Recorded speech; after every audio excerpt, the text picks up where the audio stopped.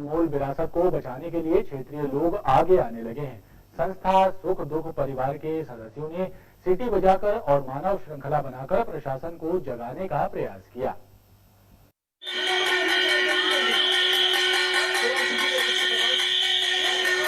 माड़ोताल तालाब की अनमोल विरासत को बचाने के लिए क्षेत्रीय लोगों ने प्रयास शुरू कर दिए हैं। सुख दुख परिवार के सदस्यों ने मानव श्रृंखला बनाकर एवं सीटी थाली बजाकर जिला प्रशासन को जगाने का प्रयास किया।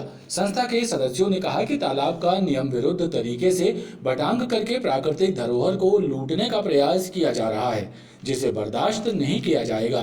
तालाब का संरक्षण जनहित में जरूरी है। सीताराम सीताराम सीताराम कहिए, सीताराम सीताराम सीताराम कहिए, जय श्री राम। माड़ोताल तालाब खत्म ना हो, उसको लेकर एक जन जागरण गैर राजनीतिक अभियान चल रहा है। आज उसी के क्रम में ये दूसरा दिन है।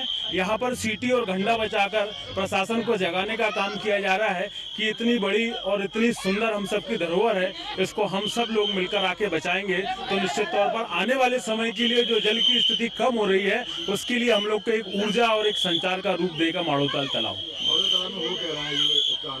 माड़ोताल तालाब में ये हो रहा है कि बरसों से ये माड़ोताल तालाब धीरे धीरे बटांग के रूप में बढ़ता जा रहा है। तो ये बटांग के रूप में ना बटे, इसमें किसी प्रकार का इंक्रोचमेंट ना हो, इस प्रकार के आंदोलन से एक जन जागरण करके क्षेत्रीय लोगों को जागरूक किया जा रहा है। माड़ोताल तालाब को बचाना है, इसलिए क्षेत्रीय नागरिक और सुख दुख परिवार ने बीड़ा उठाया है। रोहन तिवारी जी के नेतृत्व में यहाँ पे हम सब इकट्ठे हुए और माड़ोताल तालाब को बचाने के लिए आज मानव श्रृंखला बना रहे, सीटी थाली घंटी बजा के जन जागरण का एक रूप दे रहे हैं। आप सबसे आग्रह, संस्कारधानी वासियों से आग्रह, अधिक से अधिक संख्या में जहाँ तक मेरी आवाज़ पहुँच रही, जो लोग ये चीज़ देख रहे हैं वो आए यहाँ पे और इसमें सहभागिता प्रदान करें।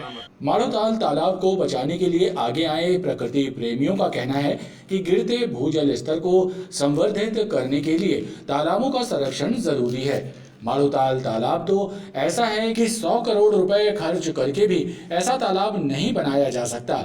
जब तक प्रशासन इसकी ओर ध्यान नहीं देता है, तब तक आंदोलन जारी रहेगा। तालाब को बचाने के लिए जनता की तरफ से आंदोलन का शंखनाद हो चुका है। घमापुर से रांझी तक सड़क चौड़ीकरण का कार्य अभी भी अधूरा है। 2 दिनों तक चली ताबड़तोड़ कार्रवाई के बाद बुलडोजरों की रफ्तार थम गई है। 4 मकान ऐसे हैं जिनके कोर्ट स्टे चल रहे हैं, लिहाजा कोर्ट के निर्णय के बाद ही कोई कार्रवाई आगे बढ़ पाएगी। घमापुर से रांझी तक की सड़क को 80 फीट का किया जाना है। इसके लिए घमापुर चौराहे से रामलीला मैदान तक ताबड़तोड़ तरीके से बेजा कब्जों को हटाया गया। 2 दिनों तक चली कार्रवाई को देखकर लगा कि अब कोई बाधा शेष नहीं बचेगी, लेकिन 2 दिन बाद कार्रवाई थम गई। अभी 4 मकानों को इसलिए नहीं हटाया जा रहा है क्योंकि कोर्ट से स्टे है। स्मार्ट सिटी के अधिकारियों ने नगर निगम विधि विभाग को पत्र दिया है, लीगल कार्रवाई करें ताकि सड़क चौड़ीकरण की बाधाएं दूर हो सके। सड़क चौड़ीकरण की बाधाओं को दूर करने के लिए जो कवायद की जा रही है वो अधूरी रह गई, यानी ये मामला अभी कुछ दिनों तक इसी तरह पेंडिंग पड़ा रहेगा। समयमान वेतनमान की मांग को लेकर जागरूक अधिकारी कर्मचारी संघ ने संभागायुक्त कार्यालय में एक मांग पत्र सौंपा है और कर्मचारियों की मांगों की ओर शासन का ध्यान आकर्षित करवाया है। संभागायुक्त कार्यालय पहुंचे जागरूक कर्मचारी अधिकारी संघ ने शासन के नाम एक मांग पत्र सौंपते हुए कर्मचारी अधिकारियों की मांगों को जल्द से जल्द पूरा करने पर जोर दिया। उनका कहना है कि शासन उनकी मांगों को अनदेखा कर रहा है। संभागीय कमिश्नर के माध्यम से मुख्यमंत्री उनको ज्ञापन सौंपे हैं, जो कि समस्त स्टेनोग्राफर का वेतनमान एक सा हो और एक सा भर्ती नियम हो। इस बात की मांग को लेकर हम कमिश्नर कार्यालय आए हैं और ज्ञापन सौंपे हैं। रांझी के मोहनिया क्षेत्र के रहवासी जल संकट की समस्या से जूझ रहे हैं। क्षेत्रीय जनता का कहना है कि पानी की टंकी का निर्माण तो करवा दिया गया, लेकिन सप्लाई के लिए पाइपलाइन नहीं जोड़ी गई है, लिहाजा लोगों को दूर दराज से पानी लाना पड़ रहा है। मोहनिया के रहवासी जल संकट से जूझ रहे हैं। हालात यह है कि उन्हें भीषण गर्मी में दूर दूर से पानी लाना पड़ रहा है, जबकि क्षेत्र में पानी की टंकी का निर्माण कराया जा चुका है, लेकिन पाइपलाइन नहीं जोड़ी गई है, जिससे क्षेत्रीय जनता परेशान है। टंकी नहीं आती, पूरा दिन इंतजार करना पड़ता है। कभी साफ पानी आता है, कभी गंदा पानी आता है। ये कोई पास नहीं हुई, इससे कोई सहारा नहीं है। इसको तीसरा साल टाइम से पानी नहीं मिलता है, पीला पीला पानी आता है, अच्छा पानी नहीं मिलता है। यानी पीने की पानी की समस्या है। हाँ, ये टंकी बनी हुई है, कितने वर्षों से बनी है और क्यों चालू 3 साल हो गए, अभी तक चालू नहीं हुई है। 4-5 डब्बा पानी मिलता है, परिवार में पूरा होता नहीं, पानी मिलता है, गंदा पानी आता है। पानी चाहिए हम लोग को, साफ पानी, टंकी चालू कराओ। बोरिंग भी नहीं है। नहीं, बोरिंग भी नहीं है, बोरिंग जल जाती है, 7 बोरिंग जलती है। शिकायत के लिए हम लोग कितने चक्कर कलेक्ट्रेट गए, सब कोई इकट्ठा हो गए, कहीं के चक्कर गए कलेक्ट्रेट को, सुनवाई नहीं वहाँ कलेक्ट्रेट में। स्थानीय जनता का कहना है कि पानी के टैंकरों से पर्याप्त जलापूर्ति नहीं हो पा रही है।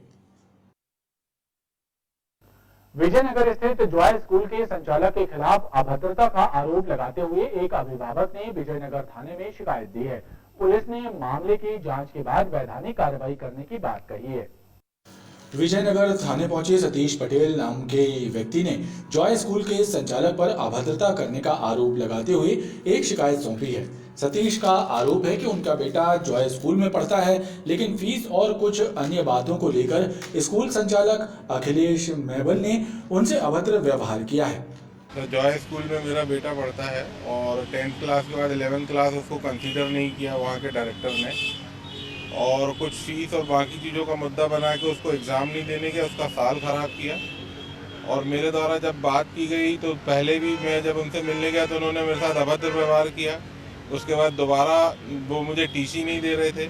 फिर मैं अपने मित्र के साथ गया तो उन्होंने 5 तारीख को वो मिले नहीं। फिर 6 को वहाँ से 5 को फ़ोन आया कि 6 को आपको सर ने बुलाया।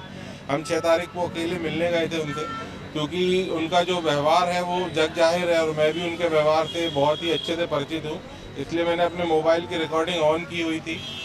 और उन्होंने मुझे ऑफिस में बैठा के पहले नॉर्मल बात की, उसके बाद उनकी भद्रता चाली हुई। उन्होंने मुझे भरपूर गालियाँ बकी और अपने गार्ड को बुला के मुझे गोली मारने की धमकी दी है, जिसके साक्ष्य मेरे पास मौजूद हैं रिकॉर्डिंग के तौर पे।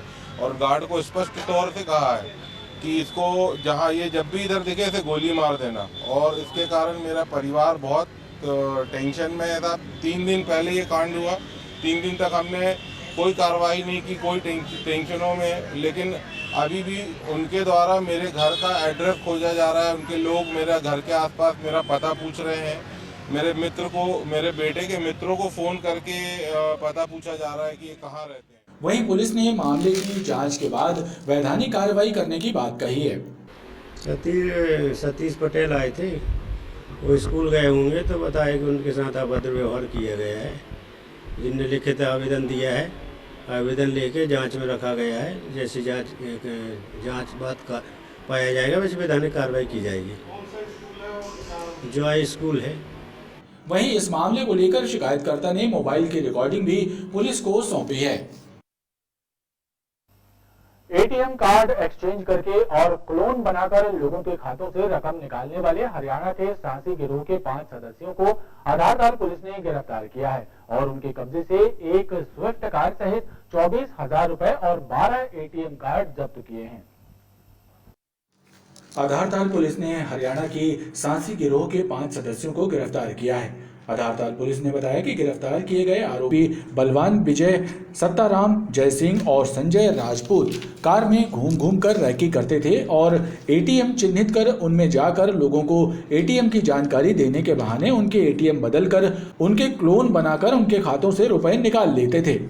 ये रामलाल कुमार है, उम्र करीबन 65 वर्ष है, नेता कॉलोनी के निवासी हैं और ये एटीएम में पैसा विड्रा करने गए थे तो इन्होंने इस आशय का एक आवेदन पत्र दिया था कि जब ये एटीएम गए थे तो वहाँ पे 2 व्यक्ति इनको मिले और एटीएम को कैसे ऑपरेट किया जाता है उस तरीके से कि ये बटन दबा, वो बटन दबा, इस टाइप से इनको कुछ बातें इनको बताई। और उसी दौरान उनके पास अनावेदक गणों के पास जो था एक डिवाइस था जिसमें उन्होंने इसका एटीएम आवेदक रामलाल का एटीएम डाल के उसको स्वैप कर लिया और उसका एटीएम कार्ड उसको वापस कर दिया।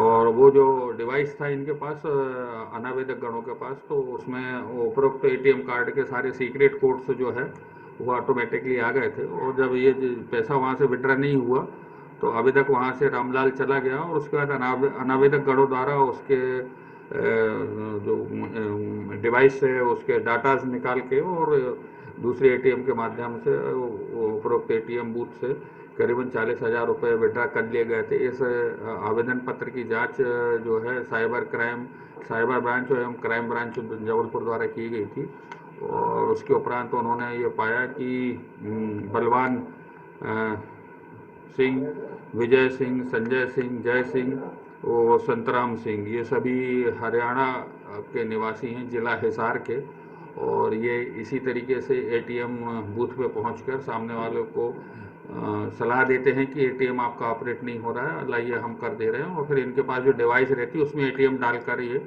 उसके डाटा चोरी कर लेते हैं। तो इनको हिरासत में ले लिया गया है उपरोक्त अनावेदक गणों को और कल माननीय न्यायालय के समक्ष इन्हें प्रस्तुत किया जाएगा। पुलिस ने आरोपियों को न्यायालय में पेश किया, जहां से उन्हें जेल भेज दिया गया है। गोरखपुर के ईसाई मोहल्ले में 24 अप्रैल की रात को हुई गैंगवार में गंभीर रूप से घायल सोनू गौड़ की मेडिकल अस्पताल में इलाज के दौरान मौत हो गई। सोनू की मौत से आक्रोशित उसके परिजनों और स्थानीय रहवासियों ने गोरखपुर थाने के सामने शव रखकर प्रदर्शन किया और आरोपियों को जल्द गिरफ्तार करने की मांग की। 24 अप्रैल को गोरखपुर के ईसाई मोहल्ले में कुख्यात बदमाश सतीश यादव और उसकी गैंग के साथियों ने सोनू गौड़, पवन बैन और सावन के घर पर हमला करते हुए सोनू पर चाकू से हमला कर दिया था। उसे इलाज के लिए मेडिकल अस्पताल में भर्ती करवाया गया था, जहां पर इलाज के दौरान उसकी मौत हो गई। सोनू की मौत से गुस्साए परिजनों ने गोरखपुर थाने के सामने शव रखकर प्रदर्शन किया और आरोपी सतीश यादव और उसके साथियों को गिरफ्तार करने की मांग की है। हमने प्रशासन से अभी यहाँ पर शव रख के मांग की है कि जल्द से जल्द अपराधी पकड़े जाएं, क्योंकि अभी तक सतीश यादव जो मुख्य अपराधी है वो पकड़ा नहीं गया है। उन लोग का आपराधिक रिकॉर्ड है, गैंगस्टर उसका भाई, उनका भी एनकाउंटर हो चुका है और इन लोगों के पास इतना अपराध पैसा है, इनके संपत्ति का भी ब्यौरा सरकार, इनको पुलिस वालों को और प्रशासन को, सरकार को इनका ब्यौरा निकलवाना चाहिए। उसके दोस्तों ने और रतन ने मेरे बच्चे का पैर भी तोड़ दिए, मेरे बच्चे का सीने में भी मार दिए, जान से मार डाले मेरे बच्चे को। मेरा जवान बच्चा मर गया, मेरा बच्चा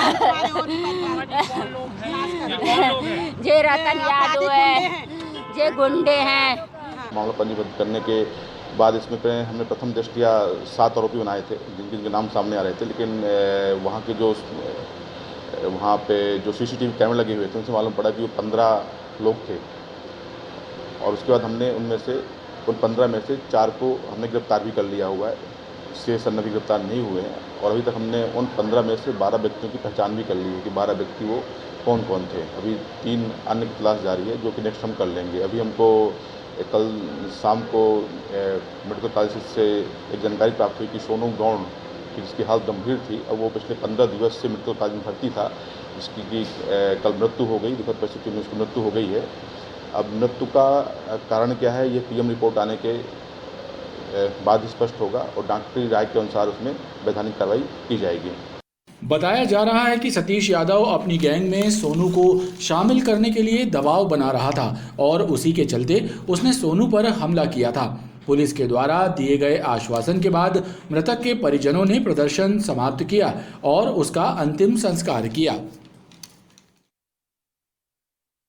आसमान से बरसती आग और गर्म हवाओं के थपेड़ों से लोगों को जबरदस्त गर्मी का एहसास हो रहा है। हालांकि अधिकतम तापमान 42 डिग्री सेल्सियस ही दर्ज हुआ है, लेकिन गर्मी के तेवर 44 डिग्री टेम्परेचर जैसे लग रहे हैं।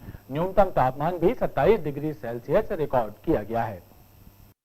आसमान से आग बरस रही है और रही सही कसर उत्तरी गर्म हवाएं पूरी कर रही हैं, लिहाजा शहरवासियों को शरीर को झुलसाने वाली गर्मी का एहसास हो रहा है। मौसम विभाग से मिली जानकारी के अनुसार अधिकतम तापमान 42 डिग्री सेल्सियस रहा, तो वहीं न्यूनतम तापमान 27 डिग्री सेल्सियस रिकॉर्ड किया गया है और उत्तरी हवाओं की गति 4 किलोमीटर प्रति घंटा बताई जा रही है। मौसम वैज्ञानिकों की माने तो आगामी दिनों में तापमान में वृद्धि होने की संभावना बनी हुई है। खबरों का ये क्रम लगातार जारी है। आप देखते रहिए BTV न्यूज।